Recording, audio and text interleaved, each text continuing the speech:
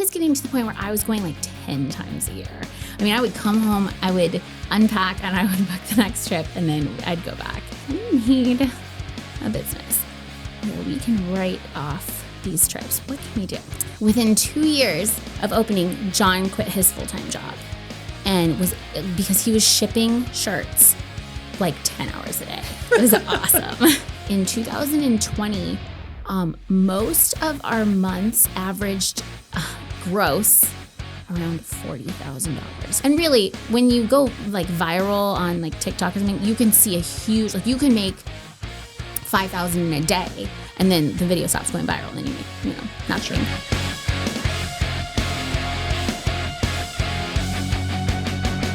What's going on, guys? My name is Ryan Snod. It Rhymes with Odd, and you're listening and watching the Rhymes with Odd podcast. Today, we're coming back with another amazing guest in the studio. We got Sarah Strominger sitting down with us. Sarah, welcome to the podcast. Thanks for having me. Excited to dig in. All things princess parties, Disney, t-shirt designs, all the fun stuff. So Sarah owns a couple different brands within this, but I think it'd be best if you introduce yourself to the audience, Sarah. Tell people who you are and what you do. Sure.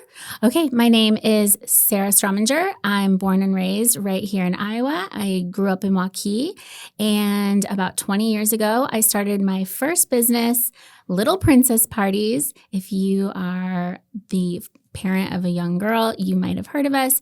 And then in 2016, I started our first clothing line, which is Once Upon a T-shirt.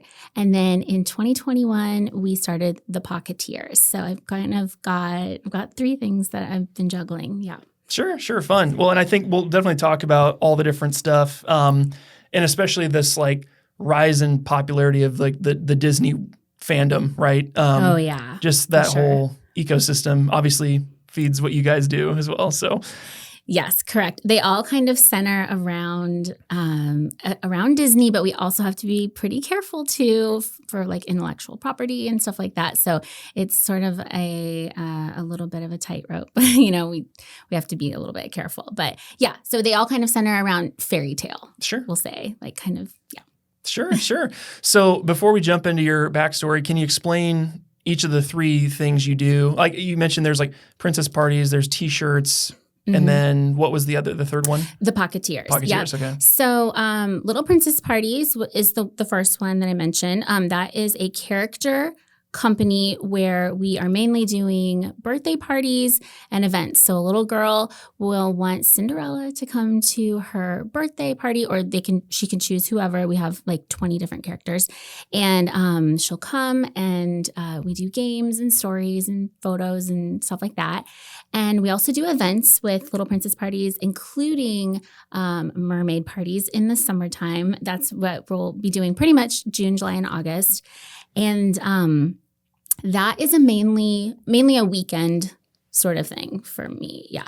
We do take some weekday requests, but just with my schedule and with the girls' schedules, who are all students and professionals, it's really hard to get something on the books for weeknights or weekdays, unless it's summer.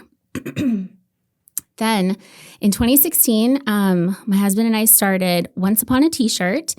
And that is a lot. People might not know, but when you go to Disney World, you want to be in a fun shirt. A lot of people don't know that for their first time, or I do see a lot of those shirts that are like Snod Family Disney Trip. Okay, those are not what we do. We really cater more to the annual pass holder. Which reminds me, I have to renew my pass. It expired 2 days ago. Oh, geez. Yeah. We have a 30-day window, though. So we make shirts for more like the more frequent Disney guests. And maybe our shirts tend to be like a little bit more punny. You'd have to like know the movies to sometimes get the shirt. Not everyone's going to understand it. And then in 2021, we started an Etsy shop called the Pocketeers, where it's still kind of like Once Upon a T-shirt. It's basically like Once Upon a T-shirt just on Etsy. And so we're even like safer there. But the Pocketeers would suggest we make pocket tees, which we do. So this is going to be not just that you would wear to Disney World, but like there could be like, we have like a gardening pocket tee, or Christmas pocket tees, or Halloween pocket tees, or whatever. So basically just like the shirt you're wearing with the pocket sewn on with a fun little we sew a tag in that says the Pocketeers. Very fun. Very fun. Want to know kind of our background, how we know each other is Paige does your hair. Yeah. And then I was shooting for her the other day, and you were one of the clients in the chair. So we were talking about business stuff. I'm like, I got to have you on and talk about all this stuff because it's we're starting season 2. So fun times. Yeah. I think I've started going to Paige maybe 10 years ago. I think maybe 10. I think Lincoln was just little. He was a toddler. And he's 12 now. So 10 years. And her and I, like, she's so fun. Like, I know she's a lot younger than me, but she's like my little sister. Sure. Yeah. Love it. Yeah. Well, I think it'd probably be helpful just to kind of hear a little bit about your early days, like how you got into the whole Disney, like why Disney, all the fun stuff. So I think we can probably jump back to your childhood. Would probably be a good place to start. Sure. What was little Sarah like growing up, and how did that impact where you're at today? So, fun fact, my name means princess. Sarah means princess. And so I think it was always sort of going to happen for me. My first movie that I ever saw was Snow White. And my parents said that they had to keep looking over at me because I didn't make a single move like the entire movie. My eyes were huge, and I'm sure my mouth was open. And they were just like, she's never sat that still for that long, been that quiet. I was not very old, like 3 or something like that. We did go to Disneyland, which is in California, one time, but I was probably 4, and I don't really remember. I remember A Small World, but I don't really remember much. And then I didn't go again until I was an adult. Very cool. Yeah, but we had all the big like VHSs because I'm 81, born in 81, so we watched. We couldn't watch like bad movies. It was all like rated G stuff. I'm from a family of 4 girls. I'm the oldest. And so mom and dad wanted us pretty like innocent, I guess. So so we watched Disney movies and I loved it all. And then did you guys do like dress up and all that stuff? Like you guys get the dresses and try to replicate the movies? Actually, no. I don't know that was available yet. Like you couldn't just go to Target and get no. Like thinking back to every Halloween, I was never a princess. Okay. I would have liked that though. Sure. No, I was like the Tin Man. Nice. A witch or something. I don't know. I don't ever remember being a princess. So sure. Yeah. And then when I was in college and I was about maybe 2 semesters away from getting my teaching degree. And as you get further into the degree, I started to realize this was not for me. I did not want to be a teacher. And so I told my parents, and they were like, you better think of something quick then, because we did not just send you to school for X amount of years. And so I was doing a project one night for one of my classes, and I had to find a picture that I could print out and I can't even remember what I was making, but I know it was an assignment. And I had to find a picture of a unicorn. And I went onto Google and I typed it in and I found this horse that had a horn. And I was like, what is, it was actually like a photo, not like a clip art or anything.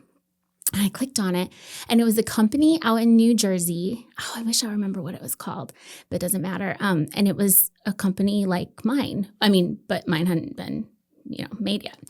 And I'm like, what is this? And so I just went in a deep dive, and I looked at their website, and here was Snow White going to a tea party, and Sleeping Beauty going to somebody's birthday. And I was like, this is the coolest thing ever. And at the time, I had 3 other roommates who were my age, and they're all pretty. They were cheerleaders and also teachers and stuff like that. And I was like, you guys, I have this awesome idea. And I probably drove them nuts because I couldn't talk about anything else. And I was like, you could be Belle and you could be, but sorry, not Belle, Beauty, because that's a little bit of the intellectual property. Cinderella is a Brothers Grimm story. And so you can use the name Cinderella. And there are certain things in the book, that are similar about the Disney version that we all know.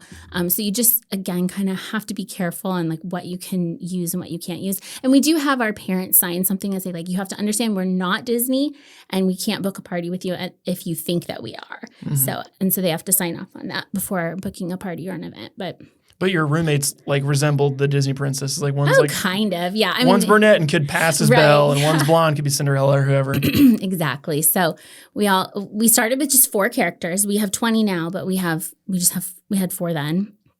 And my boyfriend at the time, John, who's now my husband, I told him about this idea, and I was like, but I don't have any money, and I would need to start it. I would need to get some costumes and stuff to start it. And so he's like, well, how much do you think you could start it with? And it's so funny. I totally remember what I said. I said, I think I can start it for $500. And which is so funny because like the Rapunzel wig that we use at Little Princess parties was $1,000. Like today, I'm saying. So $500 to think that I could get everything started up. But I did. I did with $500. So that is a lesson. Okay, that's 20 years old. But you don't need tens of thousands of capital. Like you just have to start. We could have started with 1 character. Just put a mop on your head and that's the wig, and find a dress at Goodwill for free and just go with it, Yeah. In the beginning, we didn't use wigs, which, I mean, those pictures are cringy now. I don't even know how the little girls thought we were real, but they did. Mm-hmm. They really did. And so this was in September of 2005. And we had a mock party later that month after we got the costumes and I had made the games and stuff like that, and like kind of an idea of what we would do at these parties. Like we can't just show up and say, hi, kids, and talk to them. Like we have to have things to do. Again, I was in the late stages of an early education degree. I'm sorry, not early education, elementary education degree. And so I knew that like a 5-year-old has a 5-minute attention span. So we couldn't read long books and play long games. Like everything we do at these parties, it changes every 5 minutes or 4 minutes or whatever. And so we had a mock party, and we took pictures for the new website that I built myself, like HTML, like built myself, which is, it was so bad, but, and use those pictures so that we could put it on the website. And then by October, just 1 month later, we got our first booking. And I remember the party wasn't until December. And then December, we didn't have anything up until then. We didn't have any events or anything like that. And so then December of 2005 comes, we have our first party, and then someone at the party was like, well, I want Snow White to come to my birthday. And it just kind of snowballed. And so I remember in 2006, which was our first full year, we grossed, this is cute, $10,000. And I was, 23, maybe 23, 24. And so that was really exciting to me that I could work on the weekends. But again, that was the gross. So it was probably, I don't know, $4,000 total. But it was, it was exciting. And let's see. And then it grew from there. Sorry, I don't want to get off I can't even remember the original question. You're fine. No, that's super helpful. What was that first initial year? You said there was like a couple different parties. What did you learn when you, like your first one, you're just, well, we have this outline and maybe it'll work. What was the thing you learned after doing a couple of them? So that some of the games that I had planned were not, like, it's not like I didn't test them on anyone. So like the first couple parties were kind of the guinea pigs. And so we had to, every single party we did, we would be like, okay, what went really well? What surprised us? Maybe we need to add music. It felt weird talking to them and there was no music. So then we added music in the background, and we had a playlist just of just soft, princessy type music in the background. And then we also would ask our customers, hey, for feedback afterwards, and they were like, I booked the 2-hour party, but I would have booked a 1-hour party. And so then we're like, oh, yeah, why are we stressing ourselves out with a 2-hour party, which today would be long. We don't even have a 2-hour option anymore. Mm-hmm. We have a 20-minute option, which is booked all the time, every weekend, a 45-minute option, an hour, and an hour and a half. And like, excuse me, the events can be longer, but I'm talking about like birthday parties. We realized if we made this shorter and the parents are still like getting their picture opportunity and the little girl saying hi, we could do way more of these in a day. So that's something that evolved over time. In the beginning, I was like, yeah, 2 hours for a birthday party sounds great, which is just crazy. You can only do 5 a day.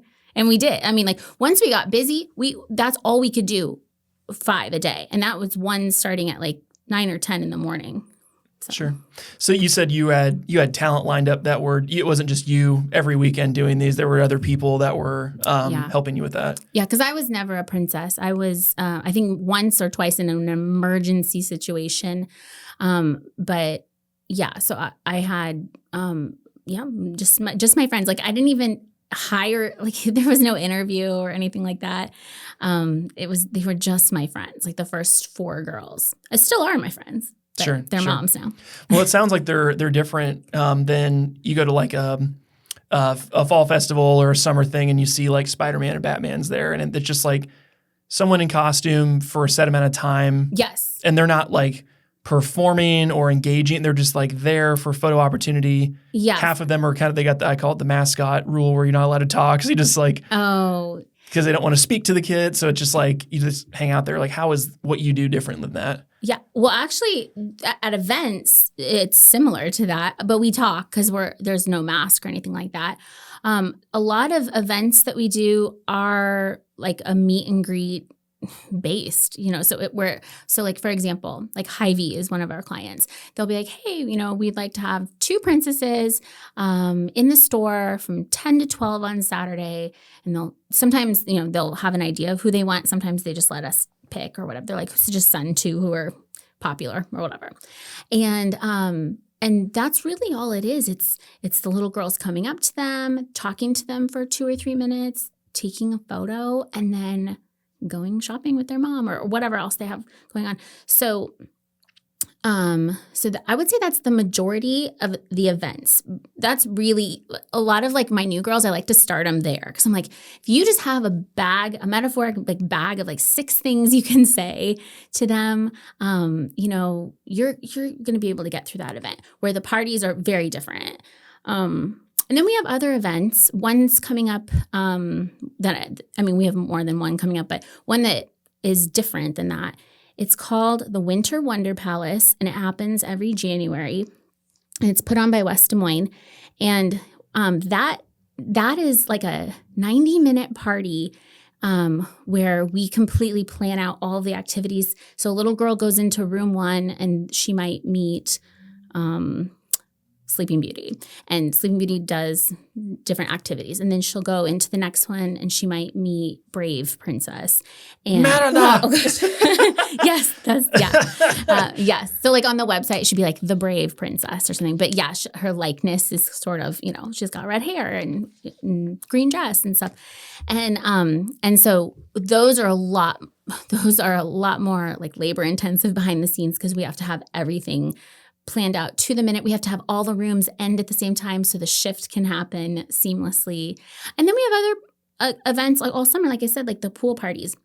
Those are really easy because we just have mermaids. So it's the princesses, but they're just like they don't have like wigs or anything. They're just, so like Mercedes, who plays the Little Mermaid for me, that's a bad example. She really is the Little Mermaid at the pool parties, but she's just in her fin form, where normally she's in her human form at parties. And we have swimsuits made for the princesses, and so you can tell who they are still. And yeah, so that's really easy because the main event is meeting the princess and then swimming, so that's pretty easy. That's really cool. Yeah, it is. So you started the parties 20 years ago, you said. Yeah. At what point did you guys get into the T-shirt business? Got into the T-shirts in 2016. And we So our son was born in 2012, and we had started going to Disney when he was a toddler pretty regularly, like several times a year. And then by the time he was maybe like 4 or 5, before he entered school, we were going maybe 6 times a year, like going to Disney Holy World. Cow. Yeah. Every 2 months you're down in Florida. Yeah. Wow. Yes. And then he went to a year-round school for the first 6 years. He doesn't anymore, but he did. And so that allowed us to still go on 6 or so trips as a family every year, because he has like weird breaks when no one else does, I guess. But even when he wouldn't, when like maybe sometimes John would stay home with him, I would still go like with my sister or my parents or something like that. So I was getting to the point where I was going like 10 times a year.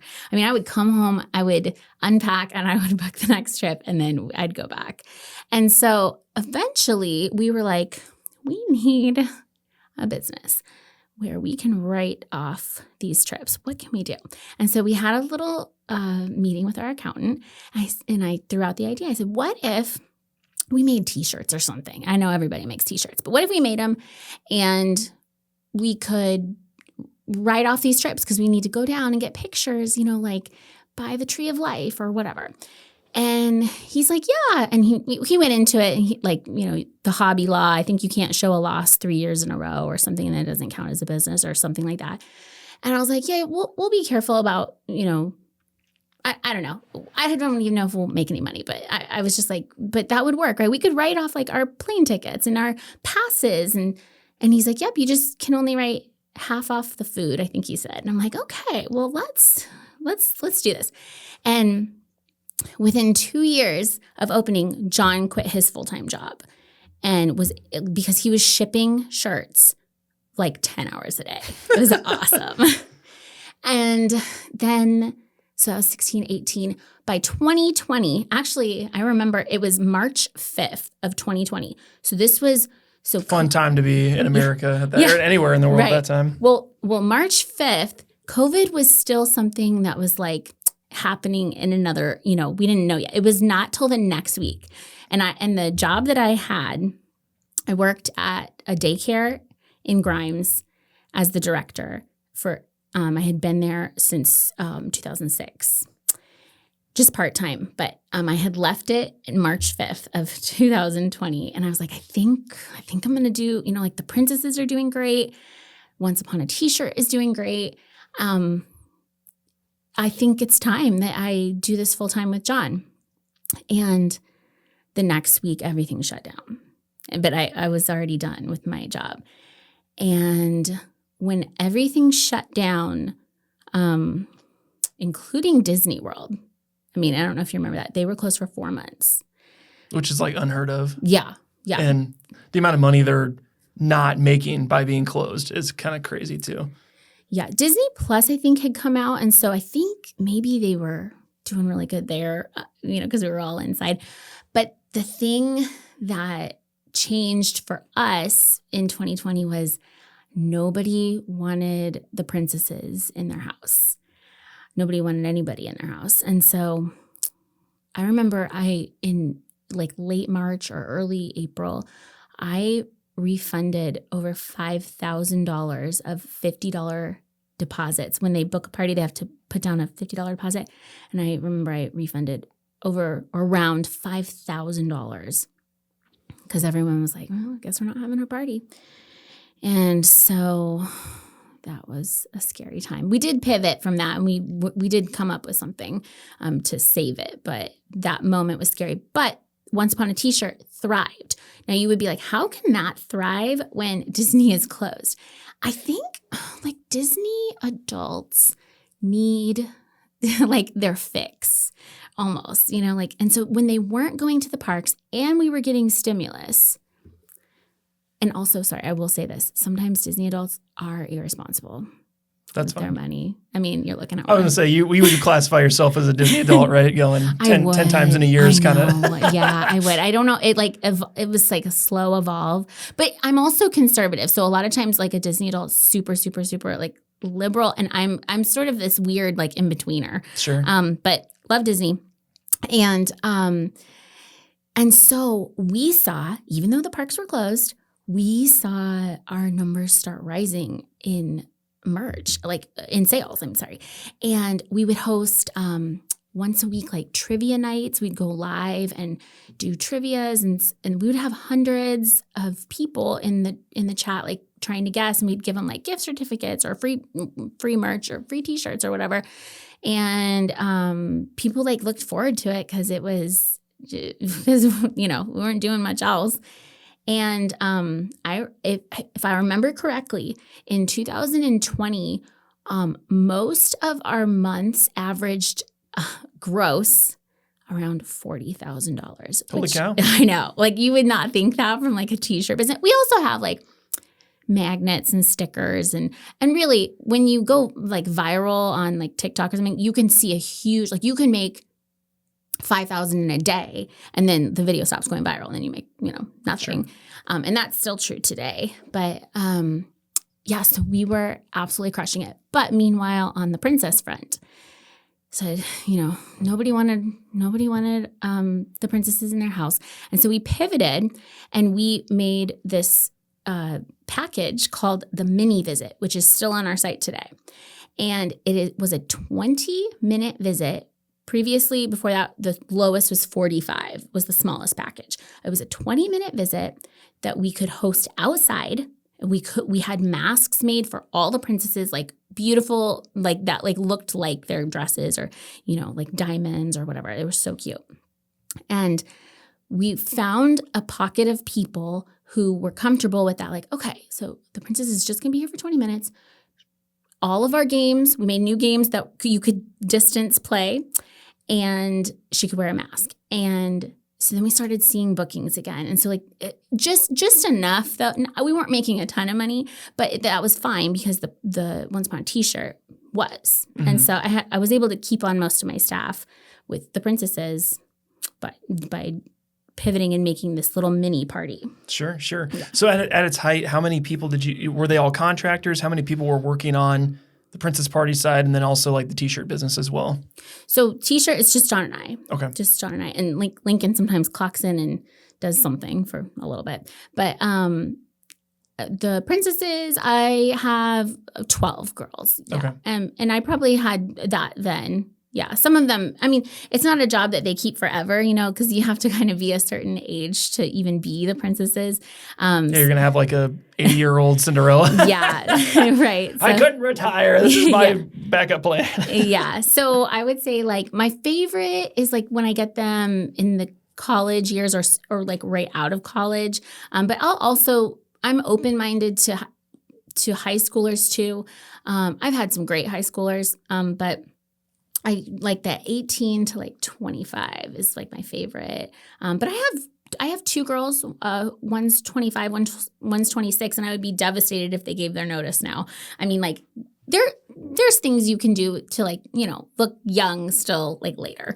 But I have the oldest princess I think I've ever had, she was like 32, and she was great too, and she looked awesome. So. Sure. Well, and some people just have that younger look to them. Oh, and the opposite. I'm sure you've seen I've seen high schoolers before. I'm like, what? Oh, it's crazy. You're not my age. None of these. I feel like none of these girls. Not to go on a tangent, but I shoot a lot of high school athletics, and I'll meet these girls that are like 14, 15, and I'm like, the awkward stage never existed. It was like you were a child and now you're a woman. There's like it never, and no one had the braces, the frizzy hair, the goggles for glasses, like the weird lengthy. No, but just like boom. Yeah, it's kind of crazy. Yep. So it's funny because I'll see pictures if I hire a girl at 18, and then like I'm friends with her on Facebook or her mom or whatever like that, and then once in a while I'll get to see an adolescent picture, and I'm like, that's you. Like, so the awkward phase, I have still seen it, like the braces phase and stuff, but yes. And the best princess employee is the one who was a little awkward and a little dorky in middle school, high school, and then she sort of like emerges as a swan later. Because I've hired the beauty queen, the, popular girls, and they are not always the best employees. I mean, sure. I'm sure, like, obviously exceptions to everything. But my favorite my favorite princesses are like the ones who were like a little bit odd. Rhymes with odd. There you go. There you go. in high school, and maybe it was in theater or whatever. Sure. So that makes sense though, because if yes, you could be pretty and look the part, but you got to connect with the kids, right? And you have to have patience to do it, and like be humble and like gracious, and because even though I know a lot of the girls get told like by their friends like, oh, well, you just dress up and you're a princess and everyone like loves you at work, and like I have to go here and I hate my job. They're like, you don't even know. Like sometimes we get to the house and the little girl, the birthday girl, is terrified, and their mom just spent hundreds of dollars for us to be there, and we have to try everything we can to make her come out of her shell in the small time we're going to be there, so that everybody's happy in the end. And so or sometimes you have rowdy guests or children with behavior disorders that you didn't know about walking in. So it's a lot of what's that? Improv, a lot of improv. But yes, resembling the character has to be part of it too. Sure. Yeah. That makes sense. Yeah. As you guys were building up the t-shirt business, at what point was it not just a tax write-off strategy and it became like a good viable point of your business? Like what was the journey like with that brand for you? So I would say, I opened in 2016. So by 2018, even 2016, we probably turned a profit. A small one because we opened later in the year. 17, we definitely saw a profit. By 18, he was quitting his job. And by 19, we were drawing up plans to add on to our house because we were working out of our like living room at that point. Like we had a printer in there and we had stacks or totes of shirts, and we just it was to the point where I'm like, we have to even watch what we cook in our house because we can't have weird garlicky smells getting into the shirts. Like, so it just it really exploded like within a few years to the point where we're like, we have to add on to our house. And so in 2019, at the end of 19 and the beginning of 20, we added on a like $400 or $500 addition to our house. We had a big yard, and so we knew we could do it, and so we did that. And so it was done. It was done. Like the first day we worked in our new office was in February of 20. Okay. March of 20, I quit my job. Then COVID. Started. Yeah. So you said it's 400 or 500 square feet? Yeah. Oh, okay. Very cool. So yeah, just what was the choice to do it there versus like go offsite and like lease a warehouse or a flex space? Like, did you guys just like working from home, or what was the thought behind that? Oh yeah, we definitely liked working from home. We have pets, so we'd love to. We feel sad to leave them all day, and also, yeah, I'm sure we kind of crunched the numbers and looked around at retail spaces. I mean, I'm sure you know more than me about like how much somewhere a brick and mortar place would cost. And thank goodness we didn't, because little did we know, just a month later, nobody would have been coming to our store.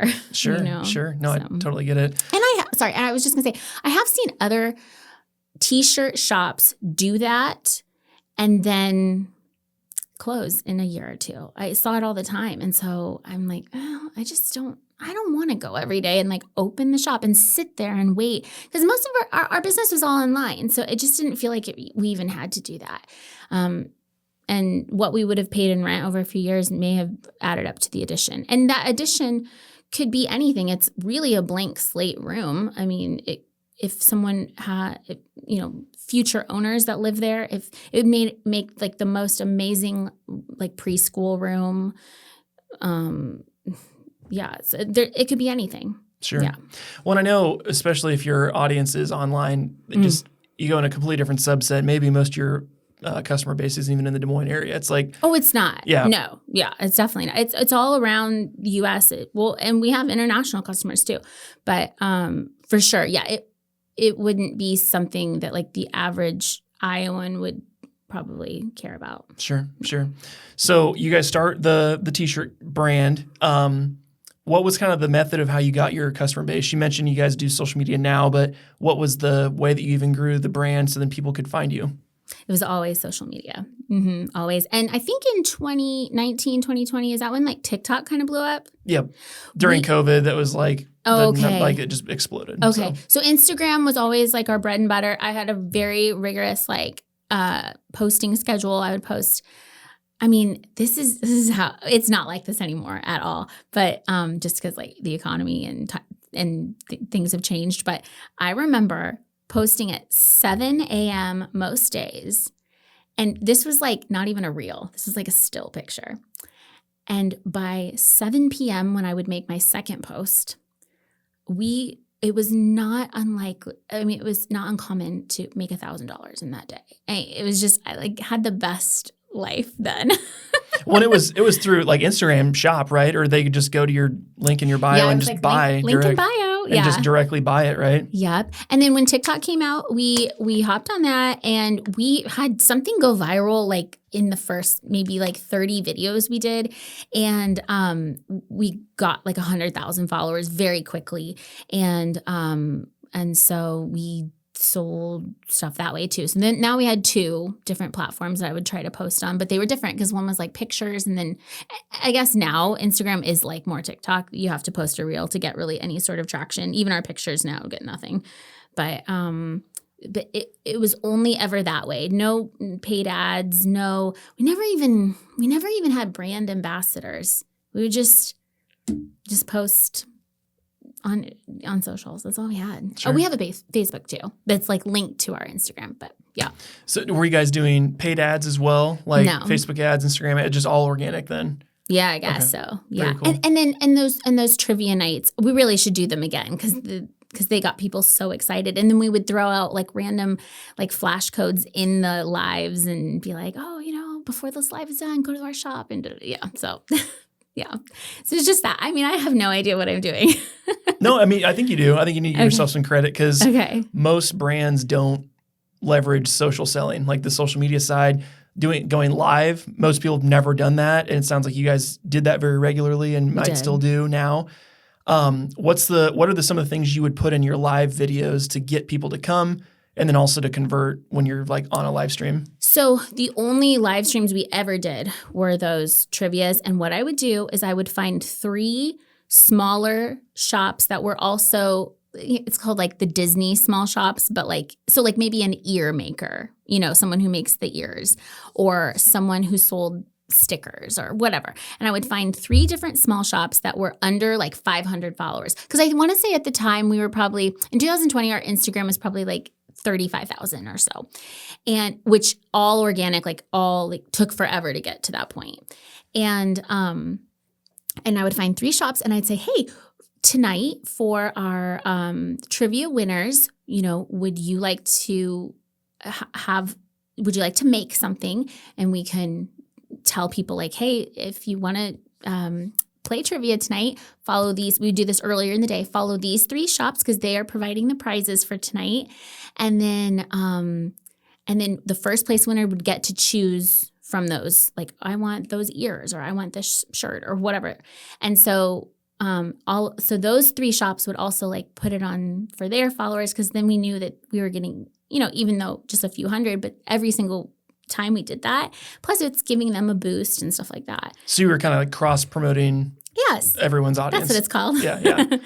And so we would, yes. And the people who were playing the trivia, they had to be following the shops in order to win the prize.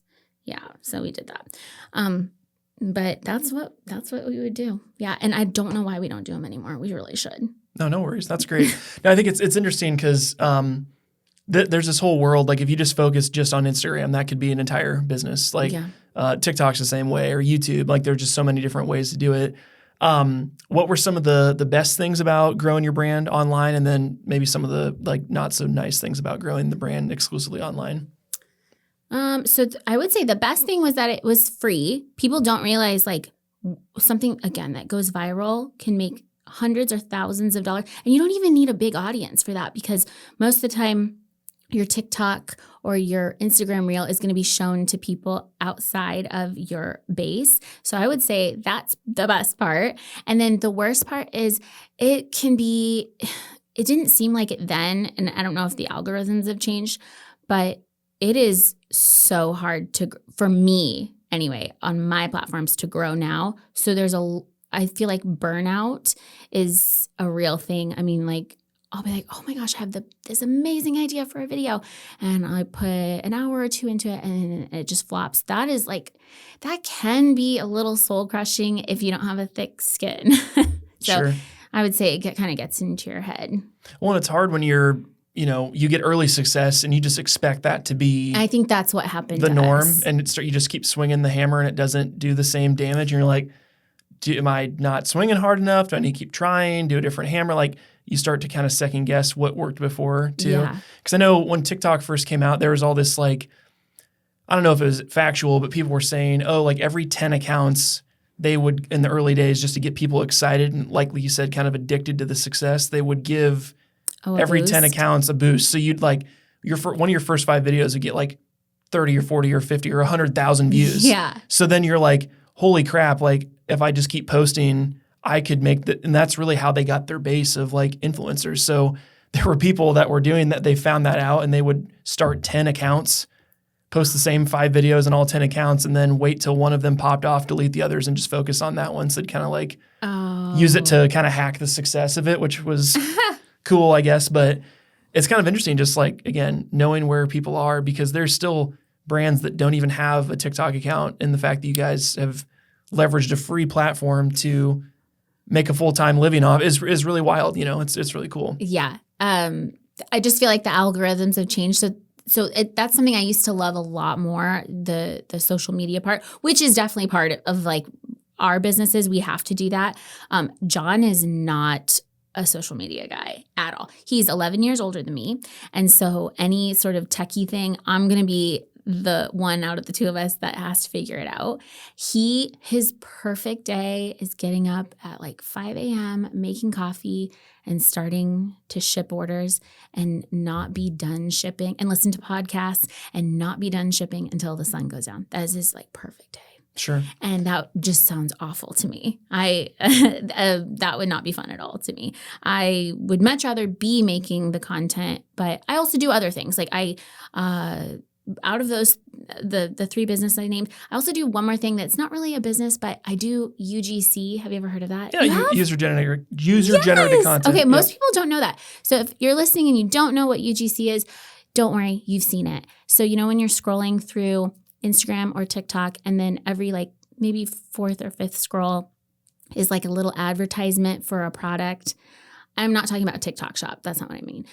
That is UGC. A brand has paid a content creator to make a little ad or a little commercial for their brand. And so I do about 50. I just started this last year. I do about 50 videos, I would say maybe 60 a month for other brands. And they pay me to do those videos. Yes. So, but a lot of times I'm like, wait, where's your TikTok? Like I need to look at what's worked for your brand in the past. And they're like, oh, we don't have a TikTok. We only have a Facebook. Kind of what you were saying earlier. I'm like, oh gosh. Okay. So they're posting, just for clarity, I understand, but just for clarity, they're posting you're making an ad using their thing. So it looks like an organic post, but they're posting it on their account to drive sales. Okay. Yeah. Like, hey guys, it's not even like, it's, sometimes I have a script. Sometimes they'll be like, just use the product and give your honest thoughts. Yeah. So, but yes, you got it right. Sure. In terms of that stuff, do you just go solicit brands you like, or are you in a marketplace somewhere, or do you have an agent? Like how does that process work? No agent. I started on the platforms like Billo is one, Join Brands is another one, Clip. And then the end goal, you're not going to make a ton, you're going to make like $40 a video, which when you're getting free product and you're getting $40 a video, like that seems so exciting, because I'm making videos all the time for my product for my products, and I don't get paid unless they, someone sees them and wants to buy it. Where this is like guaranteed you get paid. But the end goal is for that brand to love you and then want to work with you like long term. So I have like retainer clients. I have like a supplement brand that I have to produce 2 videos for every week. I have some Amazon sellers who like sell like plus size clothing that have worked with me long term. And so it's a mixed bag. Yeah. That's really cool. That's what I'm doing most days now. Yeah. But, sure. But I'm still doing all the other things too. Sure. But if you like the marketing, the social media stuff, the being the face, like that puts you in your zone. Like you said, if John's thing is logistics and fulfillment, that's your thing. So then you can really focus, because then I think that keeps the excitement for you of like, I'm just doing the things that I enjoy every day, not having to be like, crap, I got to go pack orders all day and be miserable just to keep this thing going. Yes. And I will say that I did not like the job that I was at from 2006 to 2020. Like I said, I was a director of a daycare, a big daycare. Like it was like 120 kids or something like that. And that just, although I liked the kids and I liked most of the people I worked with, it just, they're like going somewhere every day, clocking in. That was a lot. And I just knew early on really that just wasn't for me. I think entrepreneurs, they do have something in them a little bit different. And I love that for the past almost 5 years, John and I, every single dollar that has come through our bank account has been like something we made.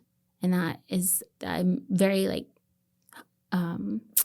grateful for that. And I don't take it for granted because I hear my friends say like, oh, I got to go to work tomorrow, like on Sunday. And I'm like, I can't wait for tomorrow to make videos or see if something goes viral this week or think of a new shirt. I love that. Or even when I go to Disney, I'm working. I'm like I have a very small YouTube called Disney with Sarah. And I do challenges. Like, can I go to 6 parks in one day and ride a ride, have a snack, meet a character, and take a picture with something iconic? And then, and I love that. And so, oops, sorry, got a little tangled. Here we go. I love that. This episode is sponsored by Jacobson & Company, LLP, a CPA firm based in the Des Moines metro area. We actually had Grant, one of their partners, on the podcast as a guest, and they were gracious enough to sponsor today's show. Grant and his team are my personal accountants that help both my wife and I with our accounting, tax prep, and business planning for both of our businesses and for our family. And we brag on them often and have sent a ton of people their way over the years, which makes this ad really easy to endorse since I've had them on retainer for a couple of years now. Their team is always keeping me up to date on the latest litigation changes, tax law changes, and other things that I have no time and frankly, no interest in keeping up with all by myself. The year before I started working with Grant, I think my tax bill was over $30,000, and I had like 2 months to come up with that money. I was not sleeping. I was working myself ragged, trying to come up with the cash so the IRS didn't come after me. That's when I realized I needed a great CPA to keep me out of the hot water. After meeting with him and making some changes, I got a $10,000 refund the following year just by getting educated on how taxes work and leaning into their knowledge base. A good CPA is an invaluable resource for any small business out there. They offer everything from QuickBooks management all the way up to fractional CFO type services, depending on how big your business is. And their staff is really responsive and answer any and all stupid questions that I have every single month. Supporting the sponsors that support this show allows this podcast to continue to be free for you and that you can enjoy each and every week. If you're needing a new CPA for your personal tax prep or you're growing a business and need a well-versed accountant in your corner, make sure to check them out at jacobsoncpa.net and tell them that you came from the Rhymes with Odd podcast. Now, let's get back to the conversation. I think we'll take a pause on this and we'll jump into the lightning round. Ooh, okay. So I'll give you a break here. Okay. These are questions that you do not know ahead of time. I didn't brief you beforehand. Much like some of these political candidates should have been with some of this stuff. We're going to quiz you, and if you don't know, that's fine. And if you do, then you're going to prove that you're a true Disney nut. And okay, so it's all Disney? It's all Disney. Okay. Yep. Sure. I'm not going to ask you what the population of Taiwan is or something wild. It's all Disney trivia. So, okay. Are you ready? Yeah. We're going to start with my personal favorite question. Who composed the soundtrack of the movie Tarzan? Phil Collins. You want to know? Gotta show. Yes. Ding, ding, ding. Oh, You looked at me like that was wrong. No, it was good. I was trying to screw with you. Favorite soundtrack ever. That's good. Him and then John Williams are like some of the best movie. And I'm a huge movie buff, so it's like anything. And I would say Alan Menken is up there too. Yep. Yeah. Yeah, our 2-year-old, we finally got him. He's super into the movies now, like we are, and both Paige and I. And I'm like, we got to watch Tarzan because like this is the best. This is the best. So it's so good. Okay, you did very well. Good job. Next one. What was the first ever published Pixar movie in theaters?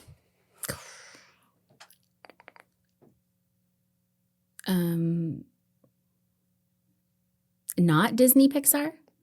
Just Pixar, the first movie that Pixar published. I'm just guessing.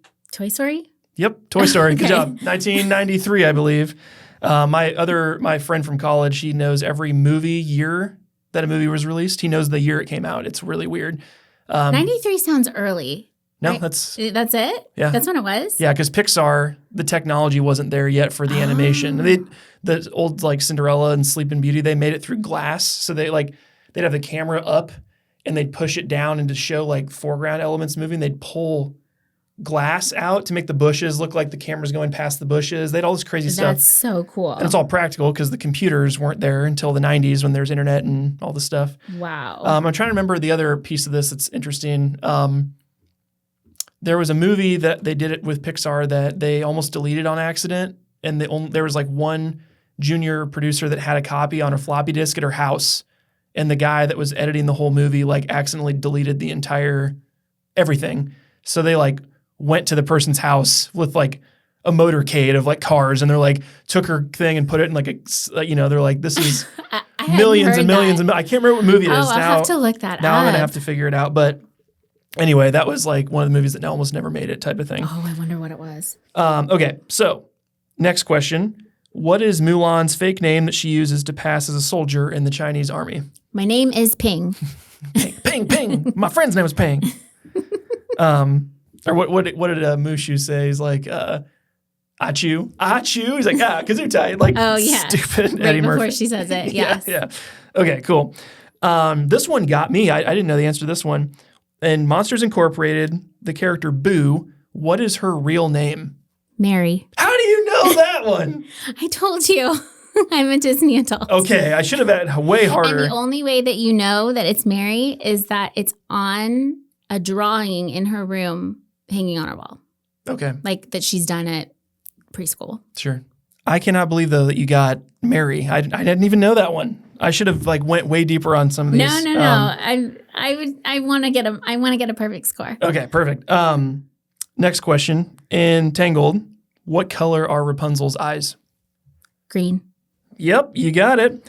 And the last question, who is the first ever Disney princess?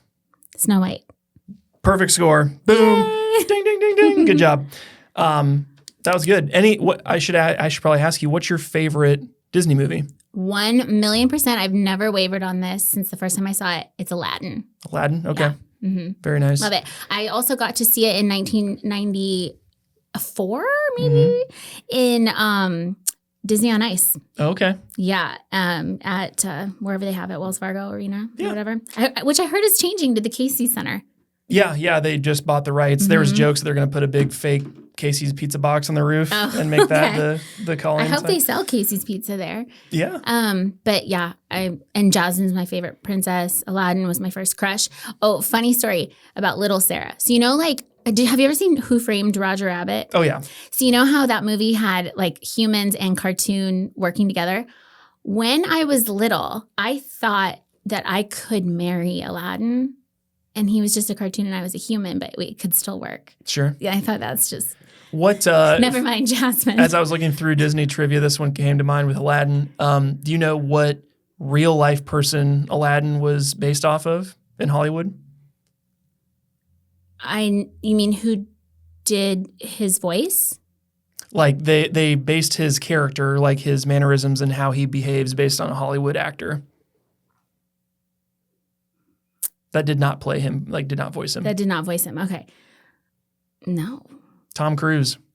No, I didn't know that. Yeah, I'll show you the stat line for that one. But I think it was the director or the writer like loved Tom Cruise, so they're like, we're just gonna make Aladdin act like Tom Cruise. Oh, really? No, I didn't know that. I do know that the voice of him though was DJ's boyfriend in Full House. Oh yeah, Steve. Yeah, so that's who voiced Aladdin. Sure. Yeah. Well, and I know the most recent one, Onward. Rona's obsessed with that one. Have you seen that on Disney I know what Plus? it is, but I actually have not seen it. Yep. So there's blue elves. Anyway, without going down the rabbit hole, you haven't seen it, so I won't ruin it. But it's like a coming of age story with a 16-year-old elf, and then the whole premise is like medieval mythical creatures, but in current day, like. A minotaur is like the mailman, and there's like their pet is a dragon and like this other stuff. That's cute. But the premise is the dad died of cancer at a young age, and the 16-year-old boy never met his dad. And then they find this magic wand in the ceiling in the attic, and there's a spell that brings him back to life. But Ian, the main character, like screws up the spell, so only his legs come back. So the whole movie they're trying to get him like to get the top half of his body back so they can meet his dad. And he only has 24 hours before his body disappears forever. So, that's cute. Our son is obsessed with that movie. He always goes, "Watch Onward, please," and then he'll like do the dance because they do a dance. So he'll like twist his finger. He thinks he's pretty cool. I really should add it to my watch list. I don't know why I haven't yet. Yeah, it's a good one. There's some adult stuff mixed in, which I always appreciate. Like that we'll get that they won't. You mean like the humor? Yeah, okay. Yeah, or just like. There's just funny things. Like the older brother in that movie is a dorky Dungeons and Dragons nerd. And he drives this beat up old van called Guinevere. And like there's a point in the movie where he has to sacrifice the van to save their family. And he's like so sad. He like puts a brick on the gas and like turns it into drive and like spanks the behind of the van and it goes and it goes nee! And like it's just so stupid and funny. Just funny things like that. Where I found myself like cracking. I should watch it. It does sound. Everyone that's seen it has told me it's good. Yeah. Because I guess this would be a question for you as well. Like, what has it been like for you being like loving Disney stuff and then getting to like share that with Lincoln, like as he's growing up, like getting to see it through a child's eyes again? Like, what's that been like for you as a parent? Oh, so fun. So fun. And not just Lincoln, like my parents are Disney pass holders. Never thought that would happen. My sister, niece, nephew are Disney pass holders. And so it's so funny because like if it's just a trip with John and I, we're gonna, sleep in and we're gonna, go around the world at Epcot. And that's a very different trip than with Lincoln and the kids where it's all about rides. They're not so much into the characters now. We do this little game called Disney Dollars, where every character they meet, they get a Disney dollar. And then at the end of the trip, they can spend their Disney dollars on something in the gift shop because we're going to buy something anyway. Sure. And so it's just a way to get them to meet characters. And then, but then a trip with Andrea, my sister, there's going to be a challenge, like some sort of, challenge we can put on YouTube or whatever. We tried to do one last month and we failed it. We tried to go to every Disney resort on property, which there are like over 25 of them or something in one day. And we had to do something at the resort. We had to do an activity or we couldn't eat at every resort, but we did some. And so, yeah. Did you enjoy yourself at all or was it just a frantic run to the finish? I did enjoy myself at all. Yes, of course, I did. I always do enjoy the challenges, but there's always a point in the middle where I'm like, no one is making us do this. Why are we giving up one of our days for this? But like we've tried to do like a minor challenge with the kids who their ages are 11, 12, 13. And they are not challenge people. Not at all. So yeah, but he likes Universal maybe more than Disney. We're also pass holders to Universal, and really excited for Epic, which is the new park that comes out in May. Very cool. Well, I know Paige and her family have been really big into Disney. Like I went down there when I was 18 and I'd never been like as a child. Mm-hmm. So we went to MGM and I did, I got picked for the skit for the Indiana Jones thing. Oh, wow. So I was a concerned citizen with a turban and a robe on. Oh, they don't do that anymore. Yeah, and then I found out half the volunteers or the people were like stunt people because everyone's doing backflips, and I'm like, why am I the only one that's not doing backflips? So well, they do still have the show, but I don't think they have a volunteer unless there is someone there that I don't know. Like unless they pick someone and they're just. Did you not have like lines or anything? No, we were in the auditorium outside, and they said, "Does anyone want to volunteer to come up on stage?" And I was wearing like a neon yellow tank top, so I was right in the middle, and I'm like, "I'll do it." And they're like, "Oh, that guy," and then they picked like 3 people. Oh, okay. So I went up there, and Paige got a kick out of that. Oh, okay. But I'm like I said, I'm a big movie buff, so I was like, love the behind the scenes of the sets, and then like seeing how they do like fake gunshots in the sand. They have like little explosives in the ground that just puff the dirt up in a certain sequence and things. It's really cool, I think. So you probably just in general like to know how things work. Well, not even that. It's just the iconic stuff, like the things that you see all the time that just look cool in movies. I just love seeing on the film side, like how they make it happen, but not necessarily like an engineer brain where I like picking things apart or like a lawnmower. You're not going to take that apart. That's the complete opposite of me. I'm like, Paige, figure this out. I don't like That is Paige though. Yeah, she would literally design something that way. But so yeah, it's super interesting to see it that way. In terms of the Disney stuff, do you know how many times you've been to Disney? I don't.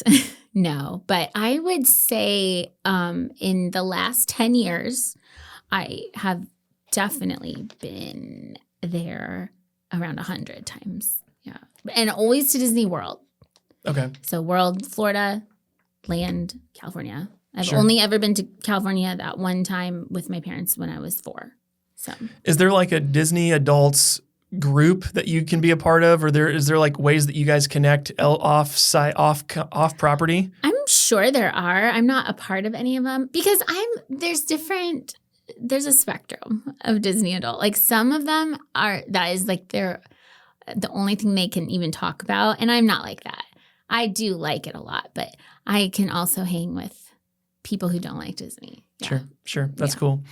I love it. Okay, so I guess my other question as a follow-up to that would be like, what is your favorite part of going to Disney and why so frequently? Because I guess some people would say, oh, like you could go like once every other year, or like maybe once a year in the summer, or like why the frequency? And then what's your favorite part about going? Well, so I know it's not the rides. It's not the rides. I would say that Disney is always changing and evolving, and they've got 4 parks, over 25 resorts, and they've got water parks and golf courses. And so even if most of my trips, when I say I go every month, or it's not every month anymore, I've scaled back because the economy has definitely affected all 3 businesses. And so I probably only go once every 2 months now. So it's gone down a little bit.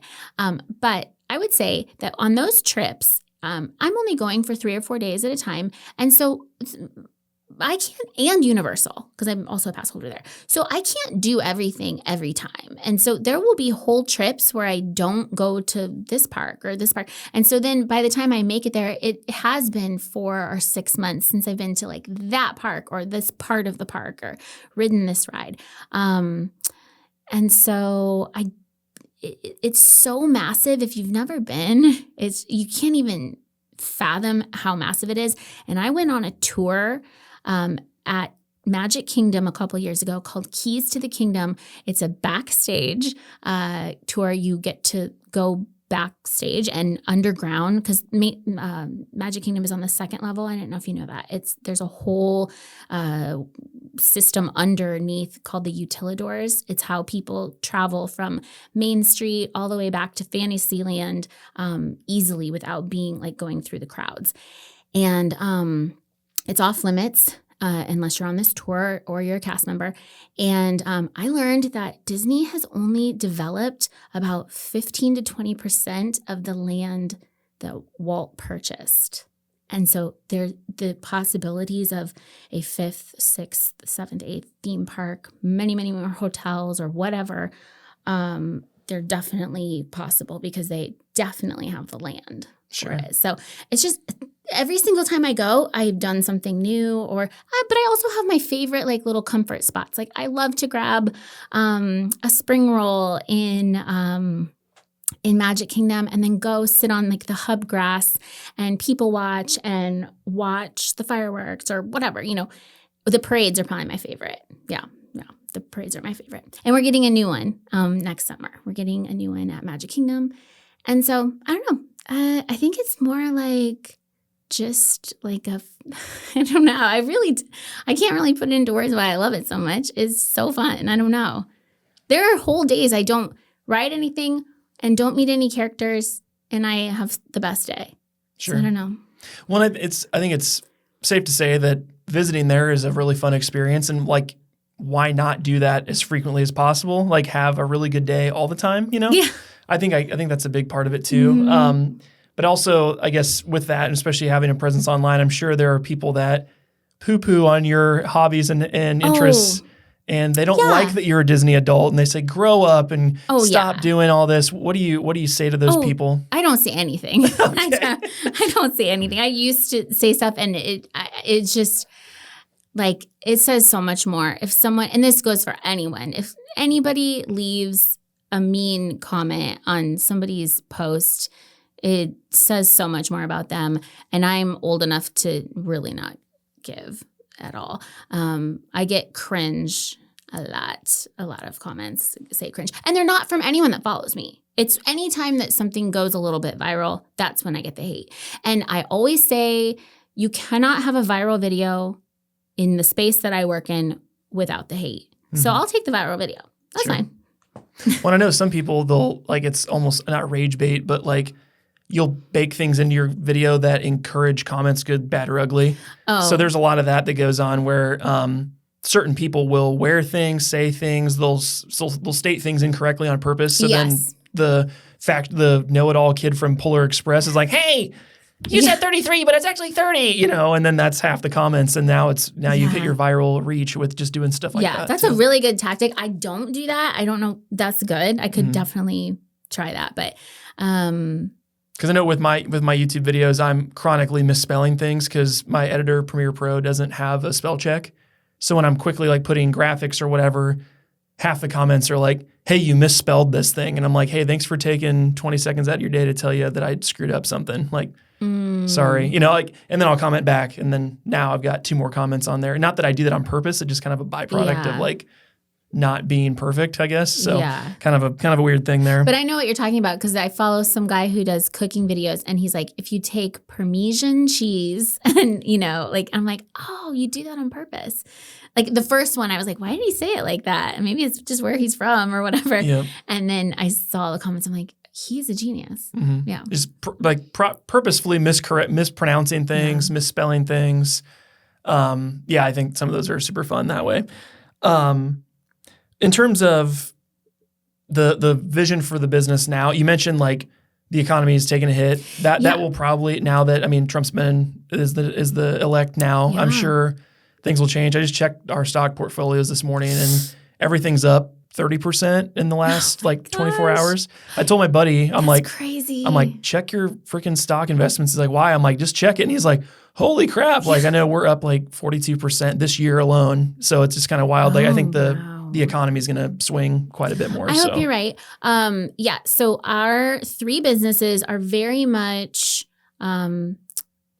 luxury businesses in terms of that's not the right word, but you're going to make sure your bills are paid and you have groceries before you buy a t-shirt. That's just, so I'm not sure what the right word would be, but people are using their discretionary income, their extra money at the end of the month to buy your stuff. I will say though that the Princess business is somewhat recession proof, not 100%, but we've been through COVID, and we've also went through, remember 2008? I don't know if so that wasn't good either.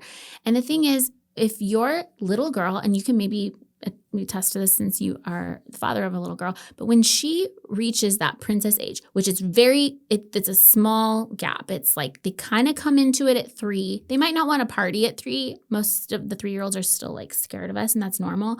But 4, 5, and 6 are the years that we see.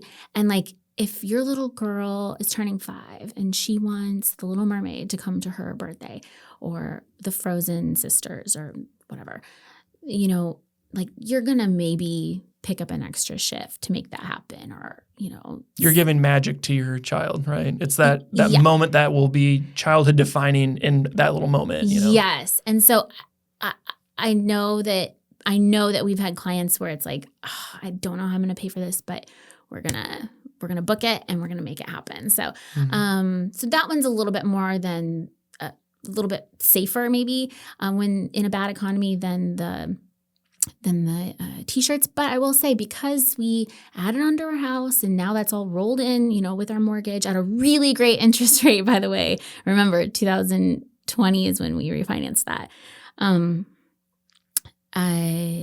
I lost the thought. No, it's like, you're not moving, right? It's like, we can move down the street. Like, this interest rate's too good. We're staying. Yeah. I was just going to say, we have no overhead with that. And if shirts aren't selling, then we're not printing a ton of them. You know, we can pull back on that a little bit. And so if we have a bad month there, it's fine because we don't have any employees that have to be paid. And we always know at this point, like almost 5 years in, we know that some of the other things that we do will pick up the slack on a bad month. So. Mm-hmm. I know I don't think we touched on it during this podcast, but I know you had kind of a down point with the Etsy store. Yes. I know it's not to bring out the bad stuff, but I want to talk about like the good, the bad, the ugly. Yeah. You had your shop on Etsy exclusively at that point, right? Correct. And that was when you were crushing those months, like 40,000+ a month, and it's like you're bulletproof, flying a million miles an hour. Yes. Walk us through kind of what happened with the Etsy shop and what made that not happen anymore. So in 2021, so this is June 19th, actually, is a Saturday. It's really upsetting that you know the exact date that this happened. I know. It's like a death in the family or something. It almost was, because like I said, we almost kind of felt untouchable. Like we were flying so high. We're on Etsy. I've already been I've already been working full time with John on this for over a year now. And the princess business is starting to come back up, and people are not so scared to have us in their houses anymore. Once Upon a T-shirt started on Etsy, and we were actually in the top 1% of all sellers. There's a way to tell that. I can't remember. E-rank. That's what it is. And you can put in your shop and put in some information and find out where you kind of rank. We were in the top 1%, which I figured we probably were because we were paying Etsy like an insane amount of fees, like $50,000 or something insane, like a year. They take a percentage of each sale? Yeah. Okay. And other things, but yeah. So it comes at a cost, but they also have it's a marketplace. So people go to Etsy with their credit cards already punched in and they're ready to buy. June 19th, we wake up. It's a normal morning. We'd had we'd probably sold 40 or 50 things the day before. And he's packing up stuff. And around 11 in the morning, I realized we hadn't had any orders that day. And I was like, have we not sold anything today? I haven't heard the cha-ching go off on my phone. And he's like, you know what? We haven't, which was really odd. And so I was like, okay, let me see if like Etsy's down or they're having a glitch or something. And I go and it said shop not found. This is kind of what I was talking about earlier about like anytime you choose to make your business around something like Disney that has intellectual property. I mean, there are ways to do it and do it safely and do it legally. But if you do cross that line, you are running that risk. And we had also started to dabble in some Universal stuff. Like I know I had a Harry Potter shirt, something with what is the drink they use? Butterbeer. Butterbeer. Yeah. Yep. I was like, Polyjuice Potion. I'm like, throw some random out there. No, yeah, that's on there too. But it was butterbeer. The shirt was something about butterbeer. And it had gotten flagged the week before. Like Etsy had taken it down and sent us an email like, don't put this up again or whatever. And so ultimately, we'll never know. But I think we probably lost our shop to something in the Harry Potter universe. And so anyways, the shop was gone. They also disabled our Instagram, which it may have been up still at 7 a.m. because I told you I posted every single day at 7 a.m. and 7 p.m. And so I think it was still up at 7 a.m. And I posted my Instagram, but they took that too. Both the marketplace that you're selling all your products through, and the marketing avenue that you were getting all of your customers through in the same day got shut down. And they're two different companies. They just like Etsy and Instagram. It's the same thing, right? Right. I don't think that they're by the same person. Yeah. They're like Etsy isn't connected to it wasn't like one did the other. It was more like Universal came for both. Yes. Like they're like, we're taking your Etsy shop and the way that you get customers in the same day. Yes. And so, but I don't know if it was Universal. But I have heard that, and it could have been that butterbeer shirt. I don't remember. I don't think I relisted it when it came down because that was always like a fear, but there could have been another shirt that said something with polyjuice or whatever. And I'm not saying that these shirts don't have like Daniel Radcliffe on them. It's nothing like that, but it is flirting with that like sort of, you're kind of in the yellow zone or, not quite to the red zone, but, and so yes, no sales. Oh, and Etsy, when they shut down your shop, they seize the money that was in like the to be paid. Like we had it set up where like every month we would just get one lump deposit, but you can set it up where like you get paid every day or every week or whatever. And so they kept that money for like 6 months. What? Yeah, and it was like, well, so what did I say, the 19th? So we would have had 20,000 maybe like sitting in Etsy at that point because it is a little over half the month or I don't know, maybe more. I don't remember what it was. It was a lot. And John is a calm man and he remained calm. I'm a little more dramatic and I think I know I cried a little bit because it was so scary. But then within a few hours, I was like, okay, we need to start rebuilding, because what was the other choice? Like go put in job applications. Like I had already lived like the small shop life, not asking bosses like, hey, can I go to Disney next week or whatever? I would just do it. And so that was rough day. Well, and when you're at that low point, it's like you have all these questions about like, am I mad at Etsy? Am I like, is it a lawyer team at Universal that sniped us out of the sky? Like, was it a competitor that reported us for something? You just don't even know. Like, oh yeah, it could have been any of that. What could have happened? Yeah, and I'm sure it was like, can we do anything? Can we get it back? But. And I think John took care. He was like, I will try and find emails or phone numbers to Etsy and Instagram and try and get some answers. Meanwhile, I opened up a Shopify later that day, and that's where we still are. But we had no Instagram account. What I did was I made a new Instagram account. So right now it's Once Upon a T-shirt with like a little underscore at the end. Put up the same logo, had 0 followers. And I started contacting every small shop that I had ever worked with in those trivia nights. Because some of them had thousands of followers at this point, or tens of thousands. And they remembered me when I had put them on when I had boosted them when they were little. Mm-hmm. And so I got the same boost from so many of them. And so within the first day, we had 1,000 followers. And I think people don't sometimes realize you can run a business with 1,000 followers, that like loyal followers.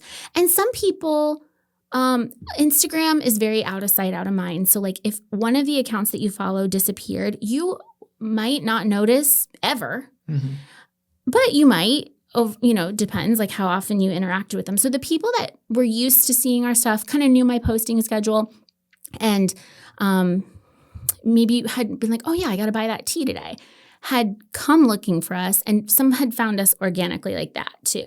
But within 24 hours, we had 1,000 followers again, and I told everybody what had happened. And I'm like, yes, this is really us. Actually, I think the video might still be on our current page, but I think I might have taken it down kind of recently because I was like, that's like 4 years old or something. And we made a Shopify store, and that's where it still is. And then we made the Pocketeers because that was a classic case of all of your eggs in one basket. At this point, the princesses, a year later, we weren't killing it or anything. We couldn't probably pay all of our bills with the princesses in 21, I'm pretty sure. It was basically like starting from scratch.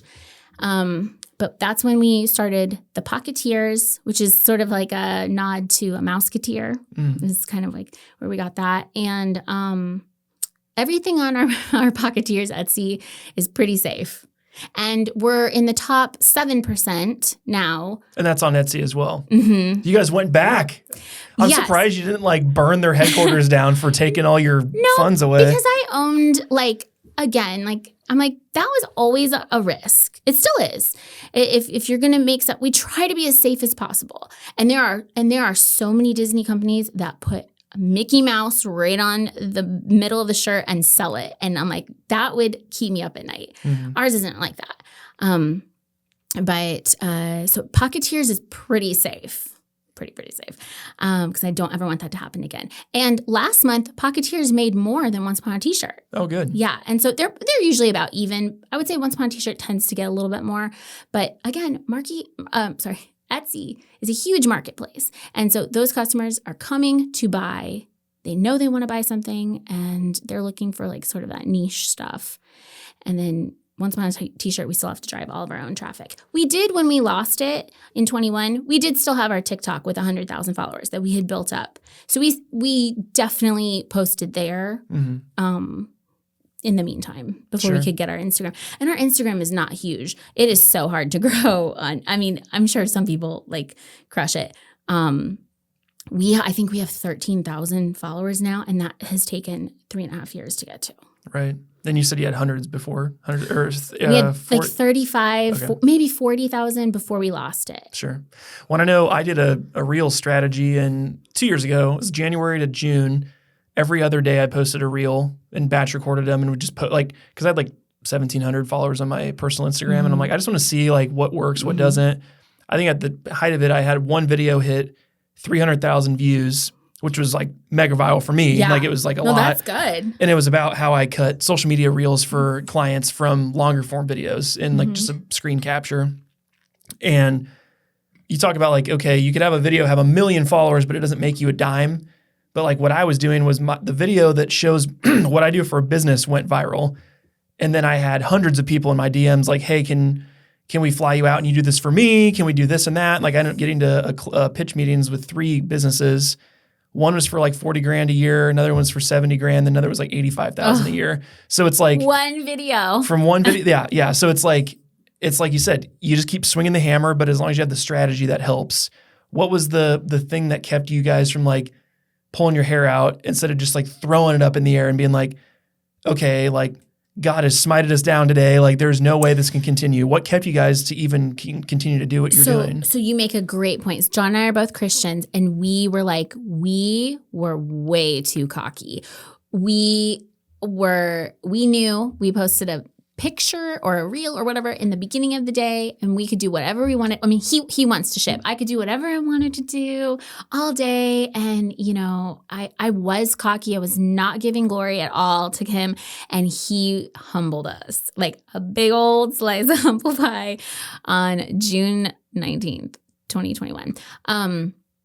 So that was, I really, truly think that was part of our demise. Sure. We're just too cocky. Well, and the thing that as a marketer in my head, when Paige had mentioned that this had happened, and I was like, oh my God, does Etsy allow you to have your customer list? And that was the first thing I thought was like, if you had all those emails from all the people that had purchased from you before, you could just plug that into Shopify and then send them emails and say, hey, like if you want to buy again, it's 50% off or whatever for this day. Like if you own the customer list, then you still have a business where if they keep all the information about the customers, then you're like... That's a great question. I don't know if they keep them all. I never got them. But I'm thinking now, like for Pocketeers, like can I tap into that? I don't know. Yeah. That's a great question because I have it obviously on Shopify. Yeah. I have thousands of emails there, but not on Etsy. Because with Pocketeers, I would just look in the back and just see, because a lot of times you can go in and it'll like you can download a CSV file or just a comma separated values. It's all the emails in a row. Oh. So you can just download that and then you could throw it into Spotify and say, or not Spotify, Shopify, and say, add this customer list. Because that owned media is like really what the value is. Yeah. Because I know for me with all my digital assets and things with YouTube and everything funnels to lead capture. So like I'll put out a YouTube video and say, hey, if you want an extended training on this or an asset bundle or something, like go to this landing page and then I get their email and I email them an automated thing with the link to it. But then my channel has like 16,000 subscribers, which is like little. I think I told you this before. It gets 35,000 views a month. Still, I don't post hardly ever now because YouTube's a big search engine. And I want to say I get at least 15 people a week that download my stuff. So like every week I'm getting 10 to 15 new leads. Emails, yeah. So it's like every month I'm getting, we have close to 1,000. We have something where like first time shoppers go to Once Upon a T-shirt and it's like type in your email for a 20% off code. And so we do get a lot of those. So I think it might be the same thing. Yeah. Kind of like that. But if Etsy offers that, I've never seen it. Sure. Because even like when you message a customer or they message you, it's all on the platform in the messaging. It's not emails. They're not sending it. Sure. We get a notification that we've gotten a message, but I can't see their email, so I don't know. Sure. Now that you're over on the Shopify side, wish you would have done that from the get, or is it not as good as it was on Etsy because they were just giving you customers easily? Yeah, I would say I like both. I really do like having both. And like I said, they kind of take turns on like which one does better each month. So I'm happy to have both. And there is some crossover with products too. Like a lot of the same stuff is on both, but there's some different things too. Is there a way you could merge your Shopify store with the Etsy shop? And then if someone clicks to buy, they go to your actual website and then there's an attribution to Etsy to make it? I would think Etsy has things in place to prevent that because they obviously want their piece too. Yeah, yeah. So I don't know if there is. And I'm happy to pay them their 10% or whatever if they're getting me some customers. And some of the things we've priced higher on Etsy. And the people that follow us on both, they're like, hey, why is it one price here? I'm like, because we only pay 3% over here. Mm-hmm. And so they're like, oh, okay. Well, I'll just get it from Shopify. So, and like we do way more specials because we have better margins on our Shopify. But again, I'll say this. Like earlier this week, I had a ton of videos to do for UGC, and I didn't really post a ton Monday, Tuesday, Wednesday on my Instagram for Once Upon a T-shirt, and we didn't get any sales those days. Maybe one or two, but I think maybe none. Where Etsy, again, I didn't post anything on our Pocketeers Instagram, and we made sales every day. So that's why I like that. Sure. Have you guys dabbled in longer form? You mentioned you're doing YouTube now. Like, what's the emerging platform for you that you're trying to focus more time on or build an audience on? I don't think I am doing that on any. I only really repurpose my Reels and TikToks on YouTube in the shorts. Do you do only long form or shorts? Both. Yep. Okay. And then my long forms are all challenges. Oh, sure. Yeah. So I can only really do that when I do a trip. Sure. And it has to be a sister's trip. If John is with me, he doesn't want to do a challenge. Sure. He doesn't want to be on camera. Right. And you can only do a vlog so many times before it's like, oh, we're back again, like doing the, I'm sitting here doing this thing, but I think there's value and it just depends on what you do. But also uniting the Disney adults out there want to probably watch other people do it too. Or if they can only go once a year or every other year, they can kind of live vicariously through. Because I know I do that. I know I watch a lot of Disney content when I'm in between trips just to kind of like, oh, what's going on? Or like, ooh, this little booth debuted a new corn dog. I can't wait to hear their review. Like, it's stupid stuff, but I like that. Sure. Okay, so I think we've covered a lot, really.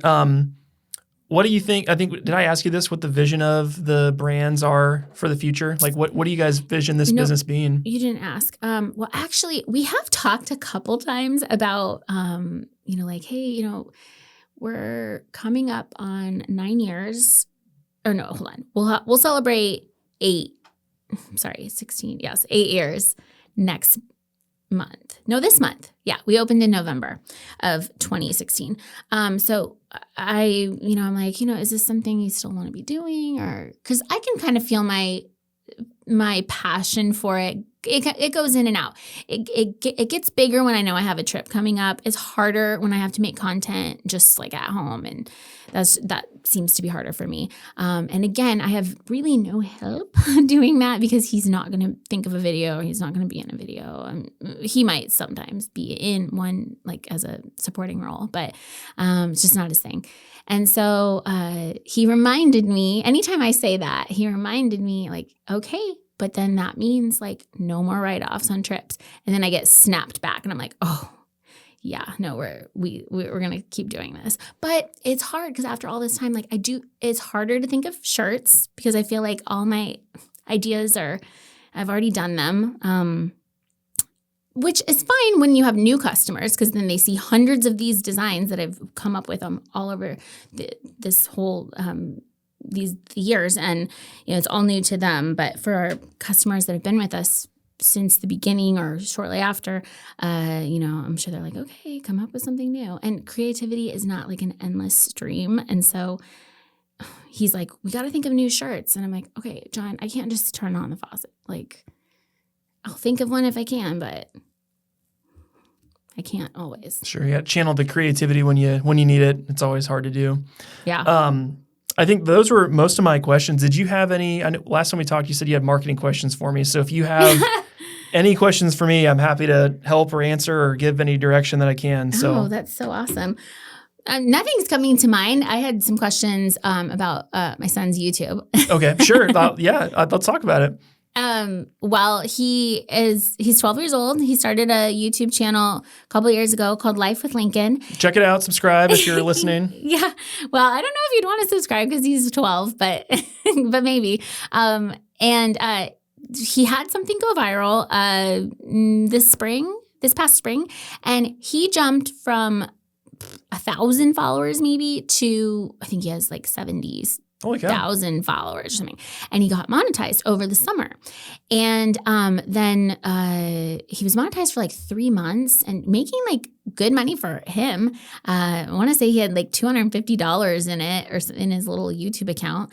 And then he got an email that said he's not monetized anymore because we didn't submit his tax info. And I tried to email him and I was like, he doesn't have a job, and I don't know if I heard back, or if I heard back, I don't remember. It just didn't go anywhere. And so we kind of haven't done anything, and I feel bad because I know he can be making like money, but. Sure. Yeah, I think I'd have to look at the agreements. If it's because he's a minor, that might be why. Because if you just put your information in there, and there's so many kid YouTubers that do that, I'm sure their parents just put their information in. Which I don't know if I did when he set it up.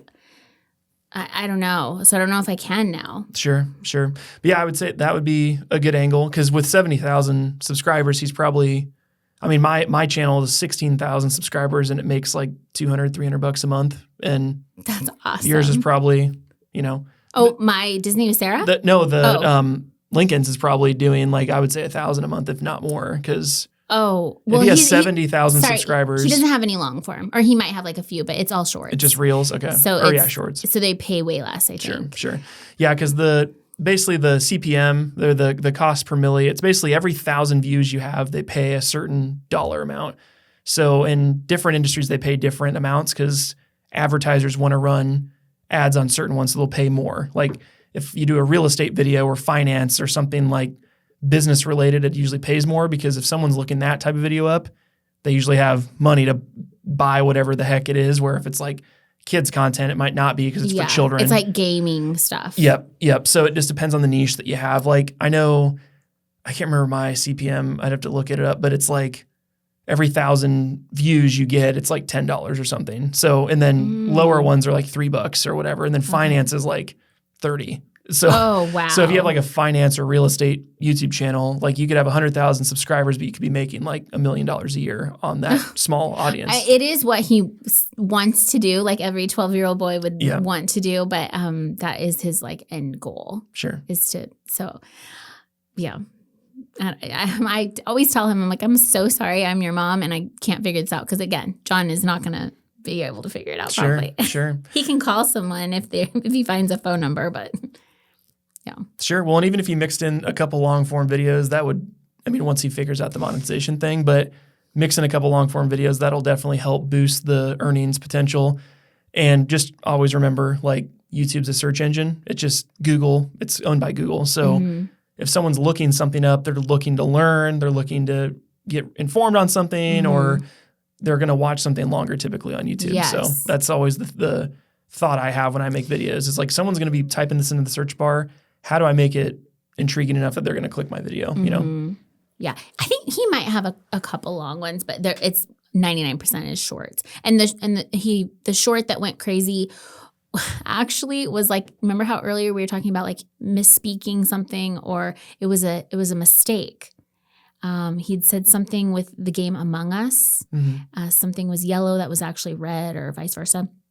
And it got like over 4 million views, and he still gets hits on it every day. And this was 6 or 9 months ago. And so that's just wild that something can. I've never had a video, I don't think, that's gotten 4 million. I don't think people even understand how many people that it, like, the state of Iowa doesn't even have 4 million people that live here. The entire state is in a big stadium and watching whatever he said. Like, when you visualize that, you're like, holy crap, you know, the power that has. So it's pretty wild. I have done that. Like, Google, show me how many 500 people are, or show me how many 1,000 people. And then you think, like, if 1,000 people came in to my store and saw this shirt, I just had 1,000 sets of eyes on it. Like, that's a big deal. Or so even like if something doesn't do well, like in the Instagram world or the TikTok world, like even like those low numbers, like 200, 300, you're like, wow, like I would be so happy if those people showed up. So yeah, 4 million, can't fathom. Never seen that many. Yeah, I'll have to send you. We did an episode interview last season with the guy who I went to college with that he had 3 videos that had collectively over 80 million views on like TikTok, and he does fitness content with his girlfriend, so they'll post like workout videos or whatever. And he deleted like everything because they were basically just videos hunting for views and likes. Like the first opening frame would have like his girlfriend's butt in it, and he'd like just to grab attention, or he'd say something or do something that was just, you think of like your classic YouTuber, like trying to just grab and hold attention as much as you can. And he had a faith journey that brought him to the conclusion that he's like, I'm not being myself. I'm just doing whatever I want. So I'll have to send you that episode. It's very interesting because, I mean. Deleted it all. Yeah, deleted all the videos. Like he had 200,000 followers on TikTok. He still has the accounts, but he deleted all the videos that were just fishing for attention because you get that dopamine hit of like 100,000 people, like 200,000, 500,000 people. Oh my God, you got to make another one. It's like that thing can be really addicting. Yes. And when you post and don't hit it, that's what I was talking about, like the burnout, the failure, like so it gets in your head sometimes. Absolutely. Yeah, that's great. Well, I think this has been a super helpful conversation. Where can people learn more about the business? Where do you want to send people if they're like, where are these shirts at? Where can I learn more about that? Okay, so on Etsy, we are thepocketeers.com, or The Pocketeers, it'll come up. And on Instagram too. And then on Instagram, you can also find our other t-shirt shop, Once Upon a T-shirt. And then if you are local to Iowa and you have a little princess who might want to party, it is partywithaprincess.com. Little Princess Parties was taken 20 years ago. Darn it. I probably could have littleprincessparties.co or something. So yeah, partywithaprincess.com. Perfect. Let's see. Well, Sarah, it was great having you on. I think it's been a great conversation, and hope everybody learned something or heard a little more about your story. So yeah, thanks for having me. Perfect. Well, There you guys have it. We have another episode of the Rhymes with Odd podcast. If you've made it this far in the show, make sure to subscribe if you're watching on YouTube or Spotify. Give us a 5-star review if you're listening on iTunes, and check us out on social media for clips from the shows. My name is Ryan Snod. It rhymes with Odd, and we'll see you in the next episode. Peace.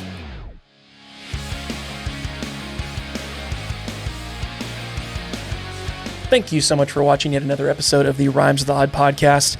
We really do appreciate your support. If you could give us a 5-star review on Apple iTunes, that makes a world of difference, guys. Also, if you're tuning in on YouTube or Spotify, make sure to subscribe so you don't miss another episode, and check us out on social media. Also, if you'd like to inquire more about our services here at Snod Media Group or learn about doing your own podcast for your own business, you can find us at snodmedia.com. We'll see you in the next episode. Peace.